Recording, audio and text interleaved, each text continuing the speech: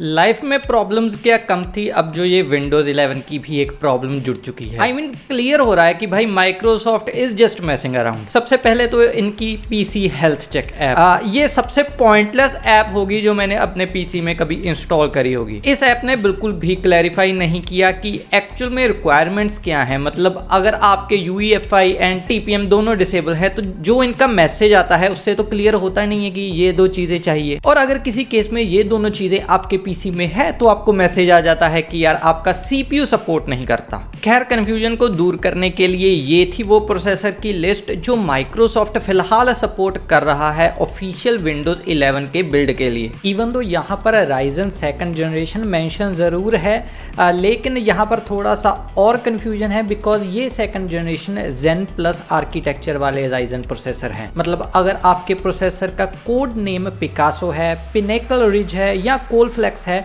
तो ही आप ये विंडोज 11 इंस्टॉल कर सकते हो। यहाँ पर एक चीज नोटिस करने वाली है कि मैं ऑफिशियल बिल्ड जो कि कंज्यूमर बिल्ड होगा उसकी बात कर रहा हूँ। डेवलपर केस में तो इन्होंने 4 चांद लगा दिए। सो डेवलपर बिल्ड उन लोगों के लिए अवेलेबल है जिनके पास 7th जनरेशन प्रोसेसर है। मतलब वो जनरेशन प्रोसेसर जो माइक्रोसॉफ्ट ने कह दिया है कि वो सपोर्ट नहीं करते। माइक्रोसॉफ्ट की पहली स्टेटमेंट थी कि जो जो चीजें उनको चाहिए सिक्योरिटी, रिलायबिलिटी एंड स्टेबिलिटी के लिए वो Ryzen 2nd generation and Intel के 8th जनरेशन प्रोसेसर जो हैं वो प्रोसेसर पूरी करते हैं। डेट मीन्स कि जो 8th एंड अबव होंगे या राइजन के 2nd जनरेशन एंड अबव होंगे वो विंडोज 11 को अच्छे तरीके से एंजॉय कर सकते हैं। लेकिन हाल ही में जो डेवलपर प्रीव्यू आया है उसने ये सारी रिक्वायरमेंट जो हैं वो खारिज कर दी हैं। आई मीन आप उसे अपने 7th जनरेशन प्रोसेसर में भी इंस्टॉल कर सकते हो। एंड उसके बाद माइक्रोसॉफ्ट ने सोचा कि यार ये चीज़ ज़्यादा कन्फ्यूजन कर रही है तो उन्होंने अपना पीसी हेल्थ चेक वाली ऐप ही रिमूव कर दी। सो माइक्रोसॉफ्ट ने एक ब्लॉग पोस्ट किया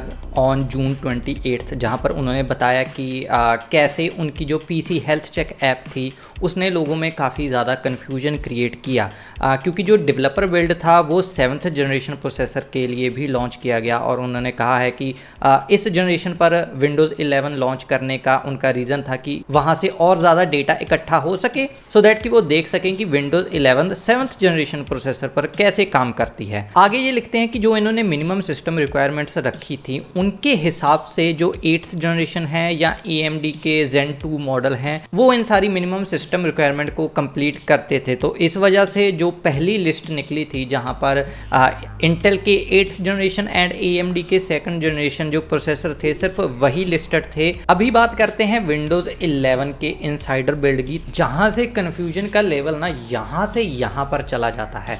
तो विंडोज़ का डेवलपर प्रीव्यू इन्होंने लॉन्च किया और उसके साथ बहुत ज़्यादा क्वेश्चन आ गए। सबसे पहला तो इन्होंने 7th जनरेशन प्रोसेसर पर भी ये चीज़ लॉन्च करी है जो कि इनकी सपोर्टेड CPU लिस्ट में तो था नहीं।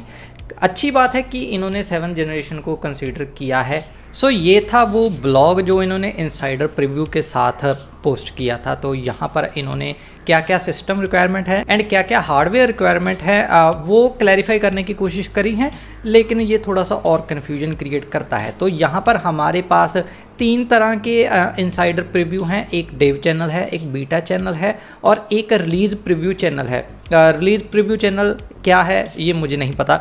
डेवलपर प्रीव्यू उन लोगों के लिए है जो डेवलपर हैं जो अपनी एप्लीकेशन टेस्ट करना चाहते हैं एंड बीटा चैनल उन लोगों के लिए है जो अर्ली अडॉप्ट करेंगे विंडोज 11 को। तो यहाँ पर जिनके पास दोनों चीज़ें हैं, मतलब सिस्टम रिक्वायरमेंट भी हैं एंड हार्डवेयर रिक्वायरमेंट भी है, वो इन तीनों चैनल के लिए एलिजिबल हैं। जिनके पास प्रॉपर हार्डवेयर नहीं है, यानी कि वो प्रोसेसर नहीं है जो इन्होंने अपनी प्रोसेसर की सपोर्टेड लिस्ट में दिखाया है। फॉर एग्जांपल जो लोग i7 पर हैं लेकिन वो मिनिमम सिस्टम रिक्वायरमेंट जो है वो मीट कर रहे हैं, जैसे कि TPM एंड सिक्योर बूट, वो डेव चैनल के लिए एलिजिबल हैं, वो बीटा चैनल के लिए एलिजिबल हैं, लेकिन वो रिलीज प्रीव्यू के लिए एलिजिबल नहीं है। सो यहाँ पर इन्होंने एक वार्निंग भी दे रखी है कि जिनके पास वो प्रॉपर हार्डवेयर नहीं होगा उनका एक्सपीरियंस इतना अच्छा नहीं होगा। लास्ट में जिनके पास हार्डवेयर भी नहीं है और वो मिनिमम सिस्टम रिक्वायरमेंट भी मीट नहीं करते, वो सिर्फ और सिर्फ डेव चैनल का जो प्रीव्यू बिल्ड होगा वो अपने पीसी में इंस्टॉल कर सकते हैं। फॉर एग्जांपल जिनके पास TPM 2.0 नहीं है वो भी इस बिल्ड को अपने पीसी में इंस्टॉल कर सकते हैं। लेकिन वहां पर एक चीज आपको ध्यान रखनी होगी कि आप आपके पीसी को UEFI मोड चाहिए। प्लस अगर कुछ भी गड़बड़ होती है और आपको लगता है कि यार विंडोज 10 इससे ज़्यादा स्टेबल थी, तो आपके पास सिर्फ एक तरीका बचेगा, आपको दोबारा से विंडोज 10 इंस्टॉल करनी पड़ेगी। इनका मीडिया क्रिएशन टूल आपको डाउनलोड करना पड़ेगा और विंडोज 10 आपको वहां से डाउनलोड करनी पड़ेगी, जिसका मैं एक ही मतलब निकाल सकता हूं। कोई जो सेटिंग्स में डाउनग्रेड का ऑप्शन आता था, जहां पर अगर कोई दिक्कत आती है और आप अपने पुराने विंडोज पर चले जाते हो, वो आप इसे डेवलपर प्रीव्यू के बिल्ड में नहीं कर सकते। यहाँ पर इन्होंने एक और चीज भी बताई है कि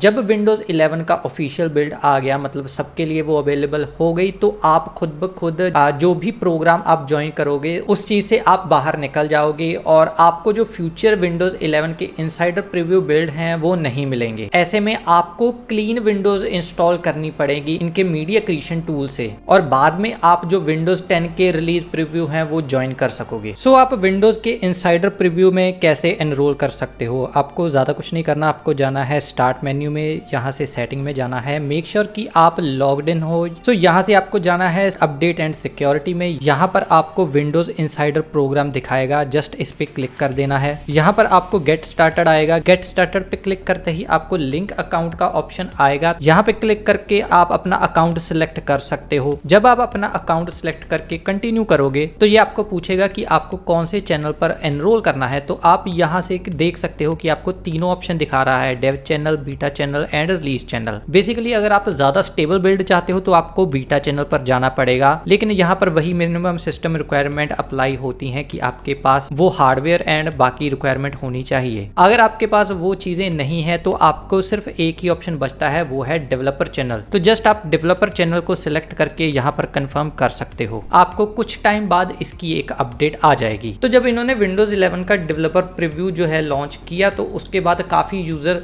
स्पेशली वो यूज़र जो लेटेस्ट हार्डवेयर पर थे, वो कंप्लेंट करने लगे कि जो डेवलपर प्रीव्यू है उनके सिस्टम में इंस्टॉल नहीं हो रहा। मतलब उनका जो था मिनिमम हार्डवेयर रिक्वायरमेंट भी पूरी कर रहा था, मिनिमम सिस्टम रिक्वायरमेंट भी पूरी कर रहा था, फिर भी वो चीज़ उनके पीसी में इंस्टॉल नहीं हो रही थी जो विंडोज़ 11 है। तो वहाँ पर अपडेट निकाली है जिसके बाद ये चीज़ दूर होनी चाहिए। सो अगर आपके पास लेटेस्ट बिल्ड भी था और अगर आप विंडोज़ 11 इंस्टॉल नहीं कर सकते थे, तो आप अपने पीसी को अपडेट कर लो, एक बार बूट कर लो, तो आपकी ये प्रॉब्लम दूर हो जाएगी। खैर, यहाँ पर एक ट्विटर यूज़र को मैं मेंशन करना चाहता हूँ, एल्बा कोर को। उसने ये बताया है कि जो मिनिमम सिस्टम रिक्वायरमेंट है, मिनिमम हार्डवेयर रिक्वायरमेंट है, वो कुछ ऐसी हैं। 4 GB के अराउंड आपको रैम चाहिए, 2 कोर CPU चाहिए, 1 GHz की बेस स्पीड चाहिए, TPM 1.2 चाहिए and secure boot capable firmware चाहिए। मतलब उसमें UEFI होना चाहिए, वो चीज़ मस्ट है।